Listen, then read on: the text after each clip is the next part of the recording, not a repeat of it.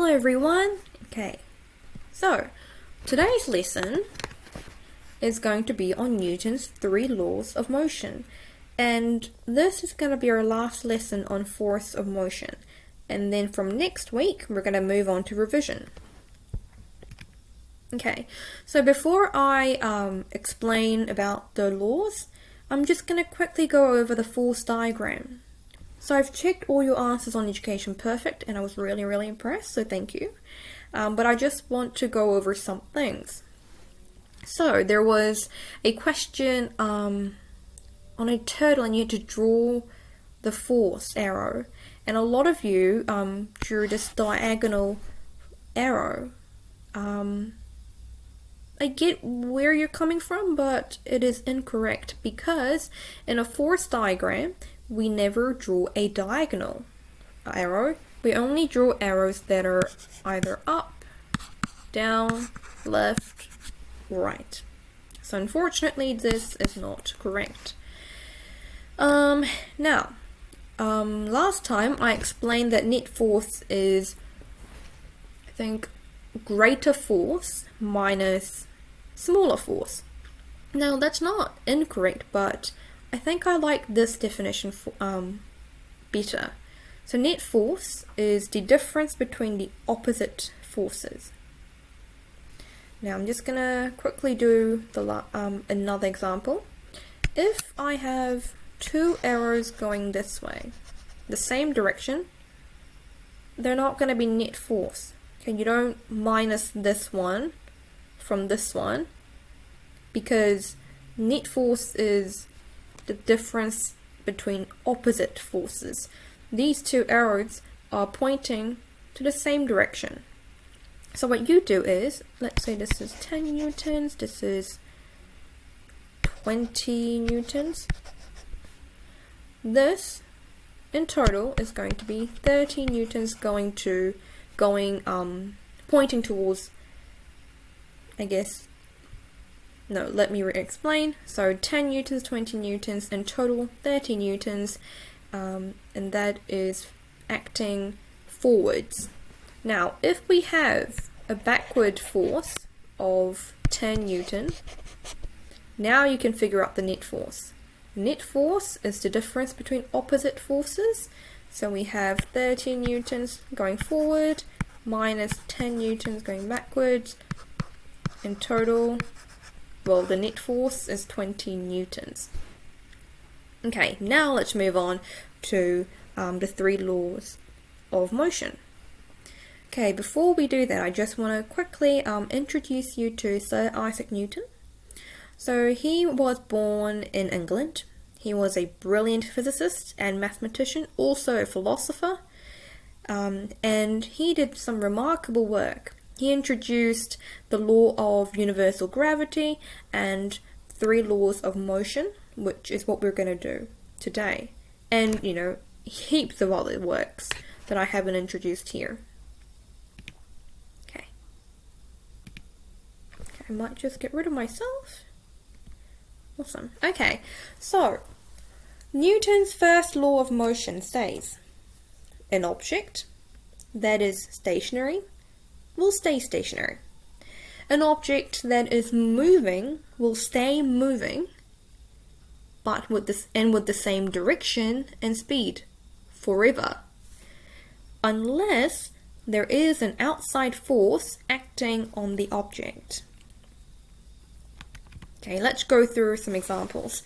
So let's say this car is stationary, and remember, when an object is stationary, the forces must be balanced, which is what we covered last lesson.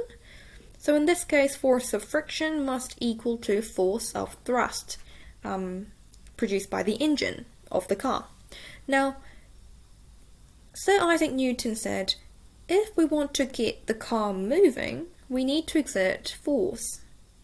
So, we need to exert more thrust force.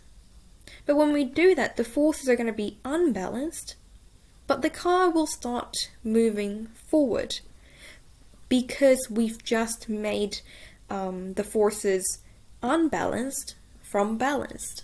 That's the whole point of this law. Okay, another example. let's say this car is moving at a constant speed of 40 kilometers per hour. And remember again, when an object is moving at a constant speed, the forces must be balanced. So again, force of friction must equal to force of thrust. According to Newton's first law of motion, if we want to get the car change to speed, if we want to get the car to change its speed, we need to exert force. So if we exert more friction force, the forces become unbalanced, right? There's going to be greater friction force than the thrust force. And because the car is now the forces are unbalanced, the car will start to decelerate or slow down. Why? Because we have greater friction now. So it'll still move forward, but it'll just slow down its speed, maybe to 30 kilometers per hour compared to 40 kilometers per hour it was traveling at. Okay, so I want you to get your book, get your pen, and write the first law down in your book. An object continues in its state of rest or motion unless an external force is applied to it. Okay, Newton's second law of motion. So, when an unbalanced force acts on an object, it'll accelerate, decelerate, or change direction, right?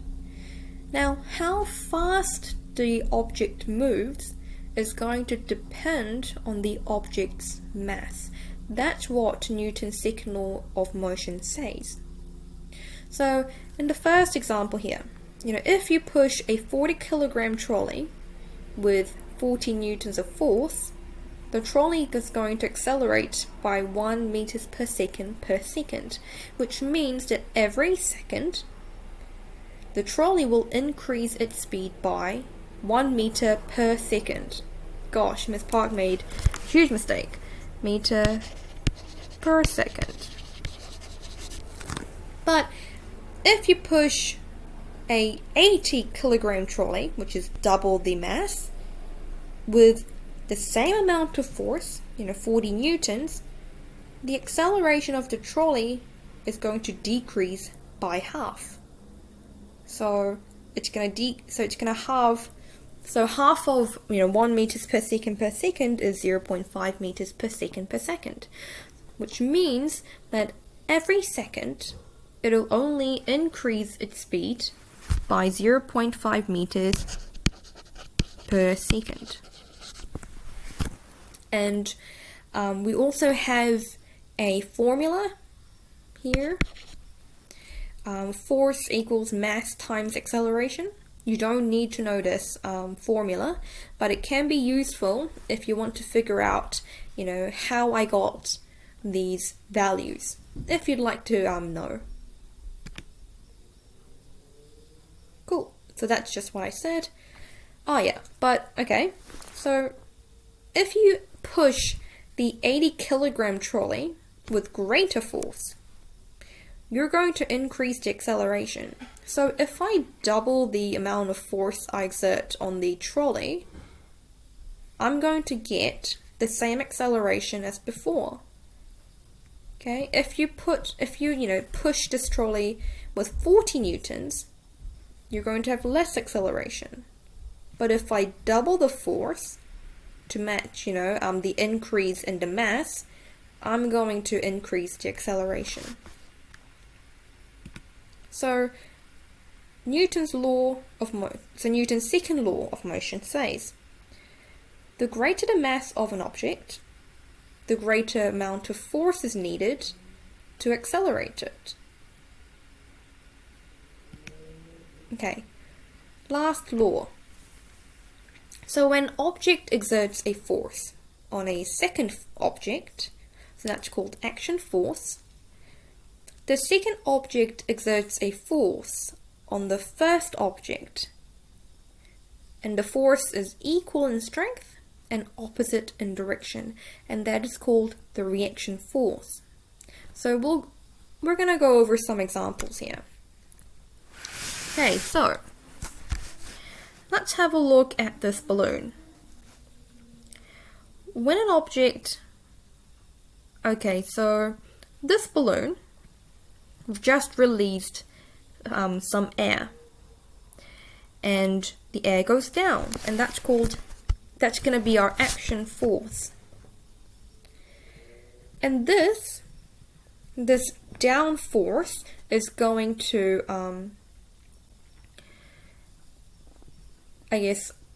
result in the reaction force, which is the balloon going up. And the force, so the upward force exerted by the balloon and the downward force exerted by the air is going to equal in strength. Okay? And remember, up and down, that's opposite in direction. Okay, let's go through the second example here. So this car pushed on the wall. So that's the action force. And when there is an action force, the second object, which is the wall here, is going to exert a force on the first object, which is the car. That is equal in strength and opposite in direction, and we call that reaction force. So the car pushes on the wall, and the reaction force is the wall pushing on the car. And these forces are opposite to each other, but they're equal in strength. Okay, let's have a look at this example. So we have the hammer exerting force on the nail, but at the same time there is a force. Force on the hammer exerted by the nail, and that's called the reaction force. So again, these two forces are opposite to each other, opposite in direction, and they're going to be equal in strength.